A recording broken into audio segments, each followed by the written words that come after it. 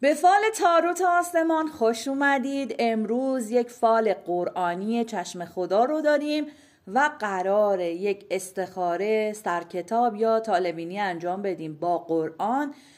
اگر هر نیتی که دارید فقط کافیه که تمرکز بکنید عزیزان.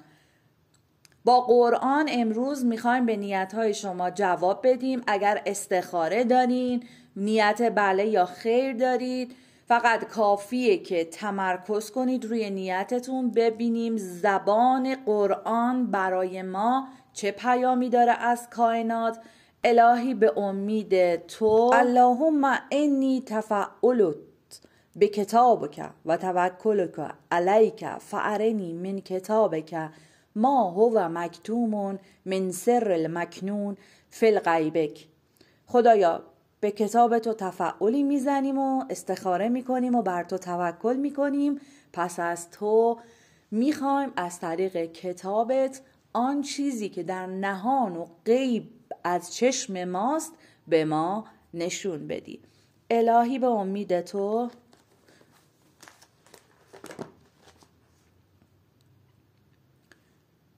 بچه ها، سوره روم اومد، آیه 24 و من آیاتهی یریکم البرق خوفا و طمعا و ینزل من السماء ماء فیحیی بالارض بعد موتها ان فی ذلک لآیات لقوم یعقلون. میگه و از نشانه های قدرت خداوند اینه که برقی از آسمان میاد که مایه ترس ایجاد میکنه. برق از آسمان چیه؟ صاعقه و رعد و برق دیگه. و امید رو به شما نشون میده، امید به بارون. وقتی که رعد و برق میاد امید رو داره نشون میده دیگه. میگه و از آسمان آبی نازل میشود و ینزل من السما، نازل میشه از آسمون، ماء که در عربی به معنای آب هست. یه آبی از آسمون میاد که زمین رو پس از مردگی به وسیله اون آب زنده میکنه. قطعاً در این شگفتی های آفرینش نشانه هایی است برای مردمی که تعقل میکنند. فی ذالک الآیات لقوم یعقلون. بچه ها، این آیات رو اگه بخوایم سطحی بررسی بکنیم، داره یک مژده‌ای میده از اینکه یه برقی میاد. این برق یک نشانه است. برق وقتی که میاد همه جا روشن میشه، ما یه سری چیزا رو میبینیم. خب وقتی راه ما روشن باشه ما مشکلات رو ممکنه ببینیم دیگه، یه ترسی ما رو فرا میگیره. ولی بلافاصله بعدش داره میگه که و ینزلن، وقتی از نازل کردن میاد یعنی از روی لطف و بخششه. ولی اون جایی که در هر جایی از کتابای آسمانی از فرود آمدن داره صحبت میکنه، فرود یعنی یه چیز یهویی که میتونه جنبه منفی داشته باشه، ولی حالا باز به قبل و بعدم ربط پیدا میکنه. میگه و ینزل، نازل کردی من السما، از آسمون براشون آبی رو فرستادیم که بعد از یک خشکسالی اونها رو دوباره زنده میکنه. بعد در انتها هم داره میگه که اون است که برق رو مایه ترس میذاره. بچه از دوگانگی این دنیا داره صحبت میکنه و داره به ما میگه که این برق میتونه هم مایه ترس شما باشه، یا اون صدایی که از برق آسمان، از رعد و برق میاد، یا اون صداهایی که شما از مسائل و مشکلاتی که توی زندگیتون دارید. حالا اینا دیگه باید به اون نیت خودتون ربطش بدید. چیزی که شما دارید میبینید مایه ترستونه، اجاره خونتون عقب افتاده، سنتون داره میره بالا، ازدواج نکردید، سنتون داره میره بالا، بچه دار نشدید، یا به هر دلیلی یک سری مسائل و مشکلاتی داری. امید به باران داشته باشید. باران اینجا چیزیه که از آسمون میاد، از سمت خدا میاد و نازل میشه به ما. حتی اگر چیزی مرده باشه، از بین رفته باشه، هم به خاطر امیدی که به خدا دارید یا به خاطر اون قدرتی که خداوند داره و جز شگفتی های آفرینش حساب میشه، داره میگه میتونه مرده رو زنده کنه. زمینی که پس از یک دوره سرما همه علفا خوش شده، همه چیز از بین رفته، با یک بارونی که میاد، یک برق، یک شوکی که وارد میشه، اون زمین رو زنده میکنه و داره تشویق میکنه برای کسانی که تعقل میکنن. یعنی عقلتو جمع کن، فکر کن آقا الان این مشکل اومده تو زندگیت، خب بله مشکل هست، هیچ راه فراری هم وجود نخواهد داشت، ولی یادت نره از محبت خدا، از اینکه این یه شوکی، یه چیز اتفاقی. میگن آسمون یه دفعه از آسمون انگار یه معجزه‌ای رسید، خدا درا رو به رومون باز کرد. این دقیقاً داره از اون معجزاتی میگه که از خالق برای شما میاد. اگر استخاره میخواستید بکنید و میخواستید بدونید که این نیتی که دارید براتون خوبه یا نه، میگه ترس هست، مشکلات هست، موانع بسیار زیاده، ولی از امید خدا غافل نشید. بله خوبه، پیش برید، توکلتون رو از دست ندید و از جنبه‌های مختلف اون موضوع رو بررسی بکنید. از نظر سرکتابی هم بخوام بهتون بگم، داره میگه تو زندگی شما چالش‌هایی وجود داره، مشکلاتی وجود داره که ازش نمیشه غافل شد، ولی باید با تعقل، با راهنمایی، یک چراغ راهی از دیگران و افرادی که دانا هستن بگیرین تا زندگیتون رو پیش ببرید. بچه‌ها سرکتاب داره به ما میگه که مشکلات تو زندگی شما موندگار نیست، معجزات وارد زندگیتون میشن. درسته توی زندگی شما ممکنه که خیلی مسائل و مشکلات رو داشتی، ترس ها رو داشتی، ترس از دست دادن، ممکنه عزیزی رو توی زندگیتون از دست داده باشید یا اون فرد از زندگیتون رفته باشه. حالا صرفاً به عنوان مرگ نمیخوام بگم، ولی میگه برگشت هست، برمیگرده یا چیزی بهتر از اون به شما داده میشه. اگر نیتتون احساسی بوده بابت برگشت یک شخص میخواستید بدونید، داره میگه اون شخص برمیگرده. اگر هم برنگرده شما یک جایگزینی وارد زندگیتون میشه که زندگی شما رو یک رونق و رزق و روزی بسیاری به شما میده. رزق و روزی فقط پول و طلا و ثروت نیست، شاید رزق شما و روزی شما از عشق و محبت یه چیز خیلی کمی بوده، یعنی یه دلمردگی رو داشتید. این کلمات رو بچه‌ها، کلمات مرده، زنده شدن، نازل شدن، فرو آمدن، آبی که به زمین فرستادیم، شنیدید میگن آب ریخت رو آتیش، یعنی یک محرم نه، یک زماد میزنن روی زخم، مرهم دردی ایجاد میکنه براتون. یعنی دقیقا داره میگه یه چیزی که خیلی ساده است، یه چیزی مثل آب، انگار یه آبی ریخته میشه رو آتیشتون، آروم میشید، به آرامش میرسید و اون دل مرده شما زنده میشه. یه توصیه یا یک نظر هم میتونم به کسانی که انرژی خوانی رو بابت فرزنددار شدن دارن گوش میدن، بچه ها این آبی که فرستادیم، یک ترسی دارید که دیگه باردار نمیشید، ترسی دارید که ممکنه دیگه حالا از سنتون گذشته یا دوا درمون به شما جواب نداده، کاملا اینجا داره میگه ما براتون یک معجزه‌ای میاریم. این که میگن اجاق شما کوره، این که میگن شما دیگه امکان بارداری ندارید، زمینتون سرسبز میشه، حاصلخیز میشه و مرده زنده میشه. اگر بیماری دارید، شفا داره برای شما از طریق معجزه وارد میشه. بچه‌ها اگر از نظر سلامتی هم بخواید کلا بررسی کنیم، داره میگه بدن شما، مایعات بدن شما ممکنه دچار کمبود شده باشه. اگر دارید درمانی رو انجام میدید، درمانهایی مثل سرم تراپی، مثل آب درمانی، راه رفتن توی آب، چیزی که به آب و درمانهای آبکی ربط داره، میتونه یک شربت باشه، میتونه یک موضوعی که با یک مایع در ارتباطه. شاید باید دارویی به شما تزریق بشه به صورت مایع و شفای شما توی اون هست و شما رو دوباره زنده میکنه و سلامتی رو به وجود شما برمیگردونه. ببینید این چیزایی بود که به ذهن من یهویی رسید و من هر چی که به ذهنم اومد رو براتون تفسیر کردم. شما عزیزان اگر جواب نیتتون رو نگرفتید برام کامنت کنید تا طبق همین آیات براتون توضیح بدم و تفسیر کنم. فقط و فقط میگم به کلمات کلیدی که توی این آیات بود توجه کنید. یکی ترسه که نمادی از مسائل و مشکلاتیه که وجود داره. آبی از آسمان به امید فرستادیم، یک معجزه‌ای که واقعا درای آسمون باز میشه برای شما میاد. ناامید نباشید. اینجا داره در مورد امید، در مورد اینکه شما زندگیتون به بهترین شکل خداوند ادارش میکنه صحبت میکنه.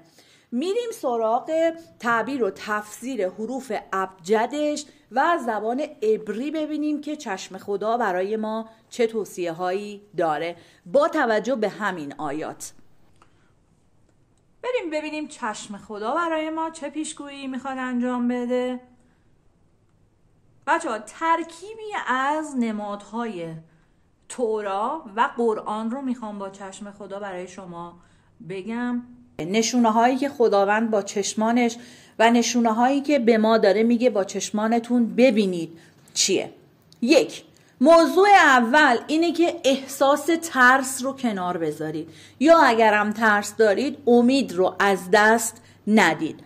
نزول باران میتونه از یک اتفاق خوشایندی در زندگیتون بگه.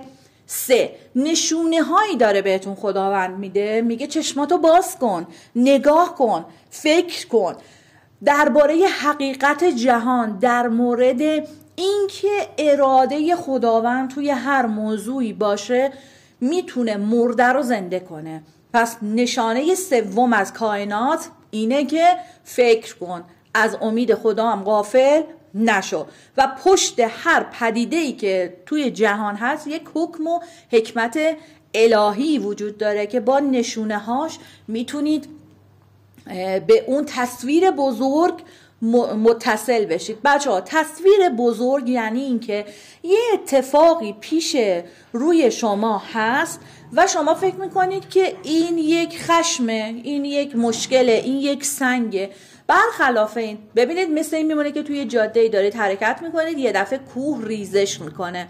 خب این سنگی که جلوی راه شما افتاده در واقع داره زندگی شما رو نجات میده. شاید جلوتر که برید، اگه این سنگ نیفتاده بود تو اون جاده جلوتر میرفتید با یه کامیون تصادف میکردید، زمین مثلا یه دفعه دهان باز میکرد و خوابتون میبرده، نه میافتادین. میگه مشکلاتی که سر راه زندگی شما هستن یک هدیه از سمت خدا هن. ظاهرشون انگار یه جلد زشتی داره ولی وقتی بازشون میکنید خیر و صلاحی در اونها هست. پس اینم 3 پیام نشونه از کائنات. بچه ها اگر بخوایم به عدد شناسی سوره روم بپردازیم، یک سری از موضوعاتی که در کتاب مقدس اومده، در کتاب ایوب اومده، در مزامیر اومده و کلا یک نقطه اشتراکی داره در مورد شگفت‌آور بودن و گوش دادن به صداهایی که ما میشنویم. یعنی میگه به زمزمه ها، به صداهایی که از بیرون میشنوی باید فکر کنید، بهشون توجه بکنید، چون حتما توی اون زمزمه ها، اون صداهایی که میشنوید، خب صدای برق میاد دیگه، صاعقه، یک صدایی داره یک به شما یک هشداری میده که حواست رو جمع بکن و این که از امید خدا غافل نشید و اونه که میتونه با حکمت الهی خودش زندگی ببخشه یا زندگی رو بگیره. در عبری به کلمه روم میگن روما. روما هم اصلا کلا کلمه روم چه در عربی چه در عبری داره از یک سری امپراتوری ها، داره از یک سری علوم، یک سری به قول معروف پیشرفت های جامعه. اگر بخوایم روم رو ریشه عبریش رو بیاریم، روم به عبری میشه بالا بردن، بلند مرتبه کردن. نشانی از این داره که خدا اگر بخواد کسی رو بالا ببره بالاش میبره. از نظر ارزش عددی روم چه تو عبری چه توی عربی جماتریا یا گماتریا ارزش عددی و حروف ابجدش میشه 247 که برابر با رمت به معنی سرود، آواز خواندن که باز داره از صدا میگه. حتف به معنای گرفتن، قاپیدن، یعنی میگه اون صدایی که میاد رو تو بگیر. ناورات به معنی دختران جوان یا خدمتکاران. کلا دختر جوان نمادی و با توجه به سرود و آواز و گرفتن میتونه نمادی از اون باشه که با ازدواج کردن یا در کنار جوانان و دخترهایی که حکم بارور شدن رو دارن شما میتونید زندگیتون رو از اون مردگی نجات بدید. اگر نیت و استخاره شما بابت ازدواج بوده جواب بله هست، چون داره در مورد سرود، ارزش عددی رو دارم میگم، سرود گرفتن، کسی نمیگه شوهر گرفتم، همه میگن زن گرفتم. اگر در مورد ازدواج نیتتون بوده بله، این خانوم یا این فرد جوان فردیه که امید به زندگی داره. و بچه ها تمار یک کلمه عبریه که توی عربی هم به معنی نخل گفته میشه، البته اونجا رطبه، اینجا به عنوان نخله. درخت نخل نمادی و سمبولی از پرورش، رشد دادن، رزق و روزی دیگه. یا کلمه آدما به معنای زمینه، کلمه بوش به عنوان اینی که خجالت یا شرم یا حیا کردن. این حیا کردن اینجا داره در مورد از شکرگزاری، میگه حیا کن، شکرگزار نعمتهای خدا باش. چه نعمتهایی؟ اون کسی که زمین مرده رو زنده کرد، اون کسی که مثلا با اون روش، اون آبیاری میتونه مایه معنی باشه که از یه چیز ناچیز خیلی کم میاد یک انسان رو میآفرینه. یا اینکه خجالت بکش، تو خودت از یک نطفه ناچیزی به دنیا اومدی و الان به اشرف مخلوقات تبدیل شده. یا کلمه کبار میتونه از ریشه قبلا یا از قبل بوده، یعنی این روش همین جوری بوده توی خاندان شما، توی مسائل زندگی شما، انسانهای اولیه.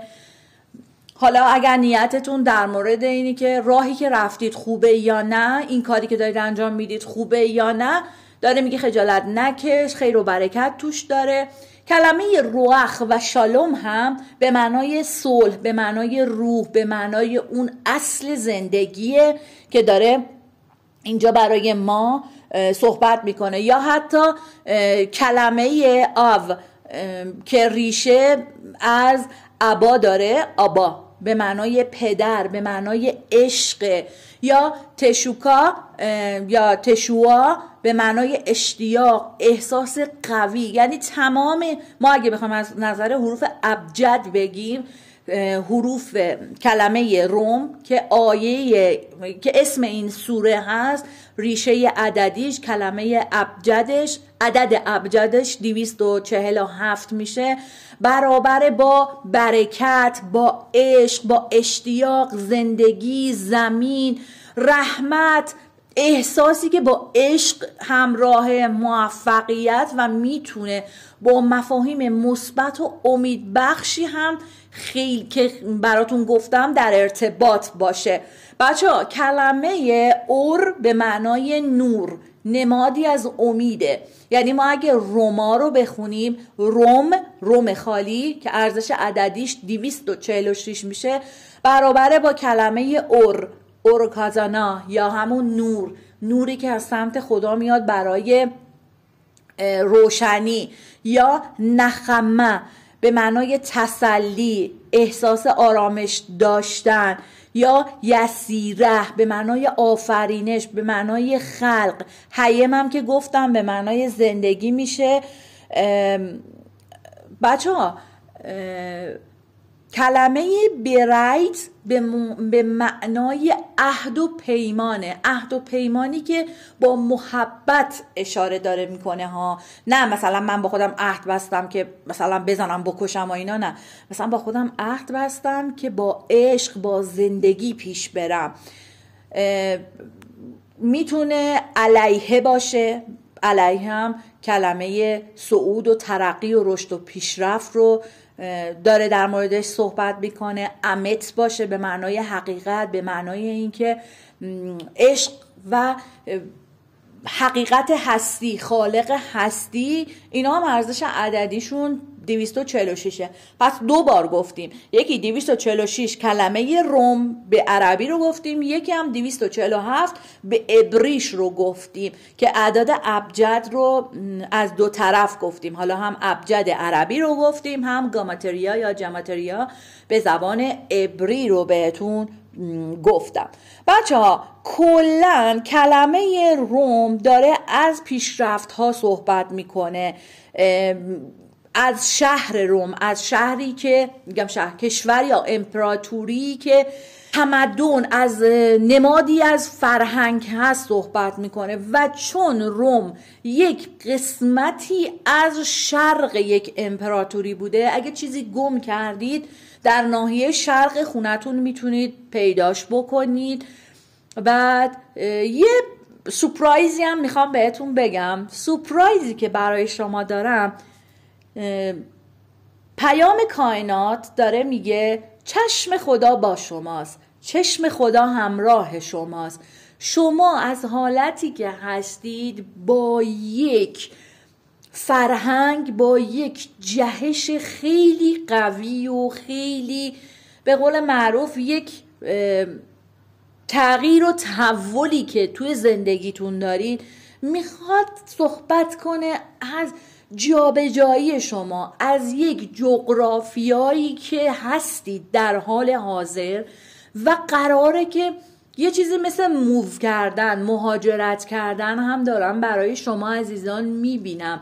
پیام کائنات به شما اینه، از موقعیت فعلی که هستید، یا اگه بخوایم بگیم پیام کائنات، پیام قرآن، یا سورپرایزی که قرآن برای شما داره صحبت میکنه از اینکه یک موقعیتی برای شما پیش میاد تا خودتون رو ارتقا بدید، تا سطح خودتون رو بالا ببرید، تا سطح خودتون رو از چیزی که هستید بکشونید بالا.